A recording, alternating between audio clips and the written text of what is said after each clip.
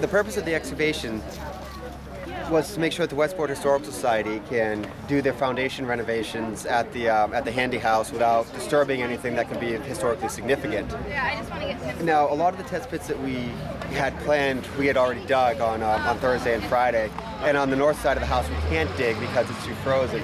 Out here in the front, we decided to open up these two test pits during the public archaeology day so we can have people come in and have an understanding of what we do as archaeologists, why we do it, and also hopefully get them a little bit in touch with their cultural heritage. Has been a good turnout today? I've done public archaeology on excavations before, and this is the best turnout I've ever seen. These your kids? Yeah, they are. All right, hi guys. No, Emma's not here. What's up? Okay, I'm gonna take a look in there while. I swear it's about to get clean it up. We'll clean it up in the lab and find out what Well, we got something here that might be related to the porch construction. We had a porch here in like 1930s. Maybe open it into a 1x1/2. Put it in. No. Where is the lab? So you're doing independent stuff now? Yes. We should keep in touch. We have a bunch of projects coming up this summer. Oh, really? Yeah. Did you work with Al Smith, didn't you?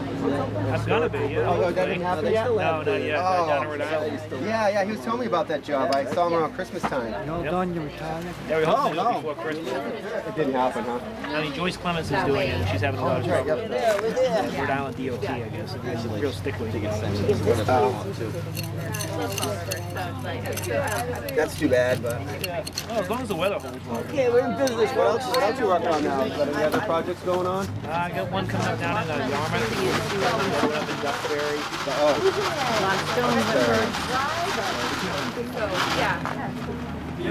Yeah, I've been working with Lauren Cook and Everyone take a look, see if you find anything? All right. yeah, I'm trying to find somebody local I can work with too. Do co-PI and stuff. So I figured if you were working on this network, It's just see, but I really only want to do the whole project. But just get funky down and see it around. Oh, I've never really seen amber. Yeah, because it's soft. It's like. You can't just drop it on. I didn't know. It would wear down probably a little bit. Did you want me to make your hot chocolate? No, okay. Although it is patinated slightly. I don't see like in the light it looks like iridescent. Yeah. So it's like glass, you know how it starts to do that. Good for a job. Yeah, I think. Well, thanks for coming out, guys. Pop this in here for you. want some help? No.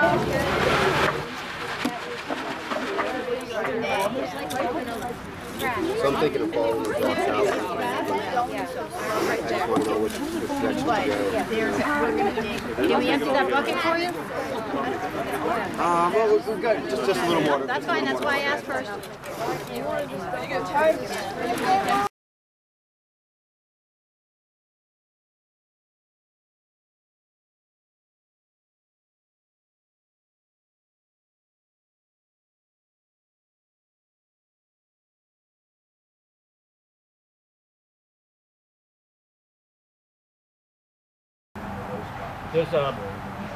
There are books on this subject, and some of them I consider baloney, like some people think I am, and then doing this.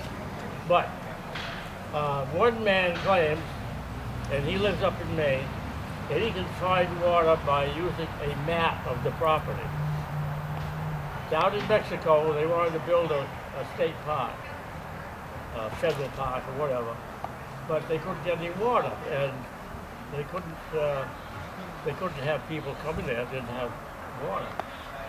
And they heard about him, so they wrote to him, and he said, "You just send me a map of the property and make sure you put down north, the direction that north is." He claims he got that map home, put it on the table with an arrow headed to the true north, and his wife sat down with a pencil, and he stood over her with a stick, and she started moving the pencil along, and every so often he would say, "Mark it." He claims that he wound up with a water course on that map. And he also claims that the people of Mexico got water. And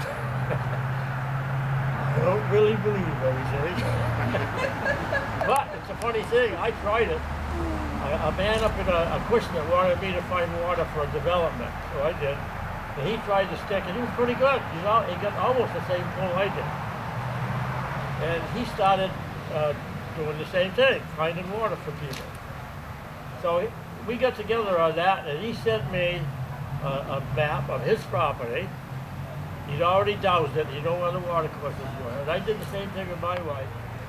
And I don't know, it's hard to believe, but I did get a line going across there, and it seemed to be pretty close to where he said it was. I still don't believe it. Another thing, they claim that people have arthritis. One man claims it's caused by water underneath the cellar. And he claims he can shut that water off. In other words, there's a water course right now running right here like this. He claims he can stop that water. He puts a flat stone over the water course. He stands there with a stick and he tells the stick to stop the water. And he claims to stop. I don't believe that either.